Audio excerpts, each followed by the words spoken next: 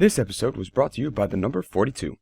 Hello everybody, welcome back. My name is John Fillmore, and welcome to another episode of the Pokemon Analyst. Welcome to actually the first one of the week, so you know what that means. We're starting a new team. Now, let's look at some of the teams we have. I'm going to get there. So we have the Sandstorm team, and we have the Sunshine team. Today we're actually going to be working on a Rain team, right? And as you can see, I already have a bit of a Rain team laid out, and hopefully it'll be good. I'm kind of excited about this particular team. It's unexpected, but also really it works really well together, right? So and of course, you know, there's a couple of kinks in it, but we'll see what we can find. But let's first actually look at what Rain does in the first place. All right, here we go. Rain. So, I'm going to actually refer up here, there you are, to sunlight a little bit, and you'll see why in a sec, right?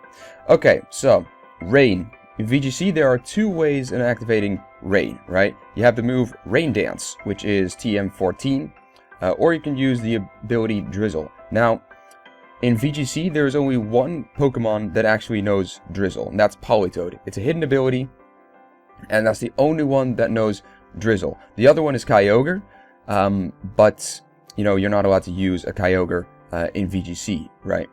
So, and then you got some information of where you can find it, blah, blah, blah. We don't really care, right? Alright, so here we got its effects. So, Water-type moves are increased by 50%, and Fire-type moves are decreased by 50%, right? Which is the exact opposite of what Sunshine does, right? So, that's, you know, keep that in your head, because I'll point out more of these similarities. You got the Solar Beam, which requires 2 turns of charging. Well, with Sunshine, it requires no charging at all, right? Thunder and Hurricane's accuracy is increased to 100% in Rain, and sometimes able to break through, protect, and detect, which is actually pretty sweet. But with Sunshine, its accuracy is decreased by 50%, right? So you can see, you know, Sunshine and Rain are like the exact opposites, right? They're like yin and yang, right? You got Synthesis, Morning Sun, Moonlight, and they all recover 25 of the user's HP, while with Sunshine, they actually recover 66% of the user's HP, right? And then you got Dry Skin, Hydration, Rain Dish, blah, blah, blah. You know, all these things. So pretty much, you know, if you want to actually counter a good Sun team, you use, you know, Rain Dance or DRIZZLE. But if you want to counter a good Rain team, you go with Drought or Sunny Day, right? They work very well against each other, right? So, that's just a little bit of a tidbit of information right there, right? Okay, so you got Dry Skin ability. It recovers HP every turn, and 1/4 of its HP when hit with a water attack, right? You got Hydration, which cures all status conditions whenever it rains, and that's every turn, right? Rain Dish ability, it actually gains 1/16 of its max HP every turn, and Swift Swim ability just increases its speed by 2 stages, right? And then Cast Form and Weather Ball, we don't really care about that, right? I mean, you can use it, but almost no one ever does, so let's not worry about that, right? So that's kind of what Rain does, so we need to build something that works around that concept, right? Now, I'm going to start with my Goodra, right? Now, when I first saw Goodra, I didn't really, I wasn't really impressed, right? Because, I mean, it is the only new pseudo-legendary in Gen 6. They didn't really come out with a lot of Pokemon in Gen 6. Not that that's a problem, but this is the only pseudo-legendary that came out, right? And it is... I thought it wasn't really the greatest, right? I mean, let's look at its stats. We got 90 HP. That's not bad. Attack is 100. That's pretty good. Defense 70. Could be better. Special attack 110. That's nice. Special defense is 150. That's through the roof. That's awesome. And speed is 80, right? So you're thinking, okay, this is probably just a a special defensive tank, maybe, you know, kind of used as a punching bag, right? And then you kind of get to its moves, right? You have Thunder, you have Ice Beam, you have Dragon Pulse, you have, you know what, let's just go to all special moves. You have Absorb, Bubble, Dragon Breath. Well, no one uses Bubble or Absorb, but that's not the point. So you got a whole bunch of these hidden powers. You got Hyper Beam, Incinerate, Infestation, Muddy Water, Round, Shockwave, Snore, Water Pulse. Blizzard, you got Draco Meteor, you got Dragon Pulse, Fire Blast, Flamethrower, Focus Blast, Hidden Power, Ice Beam, Sludge Bomb, Sludge Wave, and Thunderbolt, right? So, just in its special tier, it has some pretty broad moves, right? It has a pretty good move pool, but you can also make it a physical, right? I chose to make it a special, right? A special attacker, but you can also make it a physical because the difference between special attack and physical attack on this one isn't that great, so you can even make it into a mixed sweeper or something like that. But for physical attack, it has Aqua Tail, Body Slam, Dragon Tail, Earthquake, Facade, Fire Punch, Frustration, Outrage, Power Whip, Return.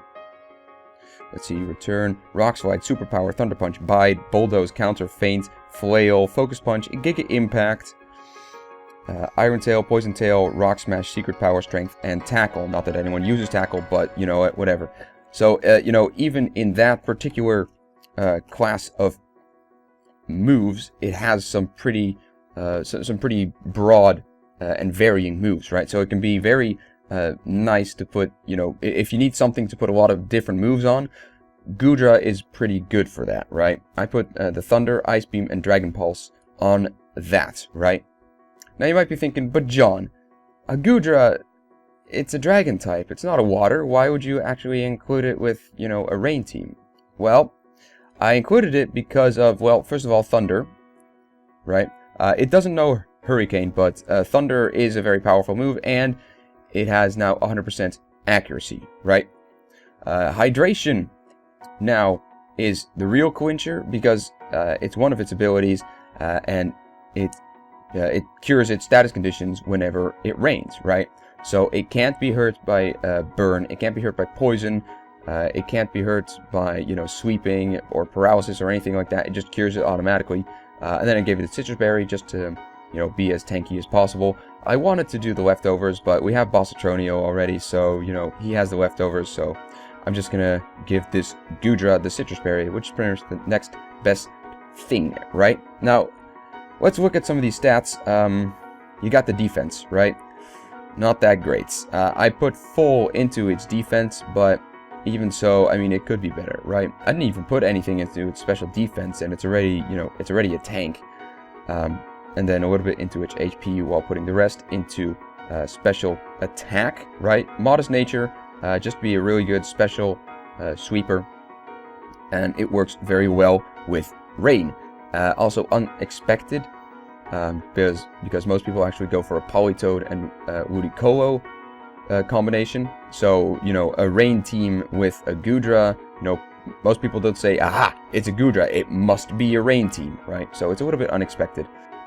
Alright, so then we got the Greninja. What can be said about Greninja that hasn't already been said? I mean, it's an amazing Pokemon, especially with Protean, which changes its type to match the type of whatever move you're about to use, which is amazing. So every move you use is a stab move. That's awesome. Not to mention you can also switch your you know, type around, so that works well for, you know, someone that wants to use a Thunderbolt or something like that. You just switch to, I don't know, Ice Beam or Dark Pulse, and then it's not super effective anymore.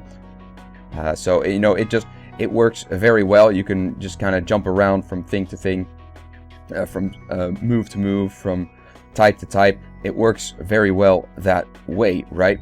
And I gave it full in speed, nature included, and special attack. Now, I usually go for a special attacker on my Greninja, but you can actually use a physical attacker, right?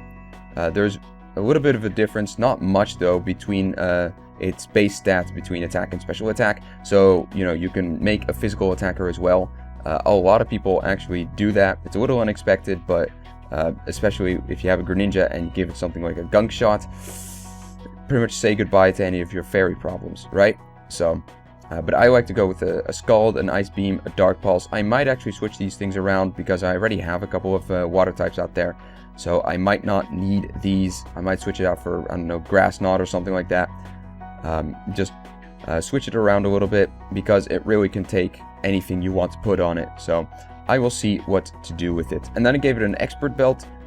It increases the damage done by a super effective move by 1.2. Now I could put a Life Orb on there, and that increases all of its, all of its moves. It does cost a little bit of health though, and I usually don't like that because, its HP and such aren't that great to begin with. It is rather frail, so I want to keep it on the field as long as possible. And since it can actually switch from move to move quite quickly, I just kind of put the Expert Belt on it, because then it has a quite a high chance of landing super effective hits, and then the Expert Belt will help in that as well without costing any HP, right? Okay, so now we have Bossatronio, same build from last time, Iron Barbs, Leftovers, Leech Seed, Gyro Ball, and Curse, which with the same stats and things like that, right? I mean, you guys know what it looks like.